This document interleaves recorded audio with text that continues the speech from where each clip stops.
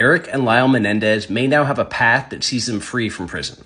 Because at their first trial more than 30 years ago, they ended up with a hung jury. And that's where the jury couldn't decide whether to convict them or acquit them of the murder of their parents. One of the main issues at hand were their very credible claims of abuse, whether that was a mitigating factor or a reason for the murder. Because of the hung jury, the judge in the second trial ruled they could not make any claims of abuse nor enter any evidence of abuse, so the jury didn't get to hear anything about it, which meant the jury convicted them and sentenced them to serve life without the possibility of parole.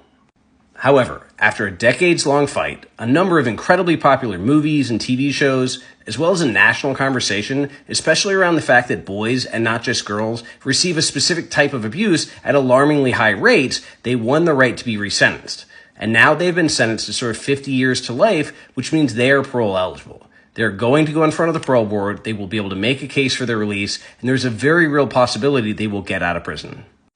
And I have talked about this case in the past, and I've always said that happy, healthy people don't commit crimes. They don't just wake up in the morning and decide to do something terrible. Generally, something terrible has been done to them, or they've experienced something terrible in some sort of way. And in this case, I think that is absolutely what happened. I think what their father did to them is absolutely unforgivable. I think it's unimaginable. And I think putting ourselves in the mind of a child who had experienced that would give us a very different perspective than that jury had 30 years ago.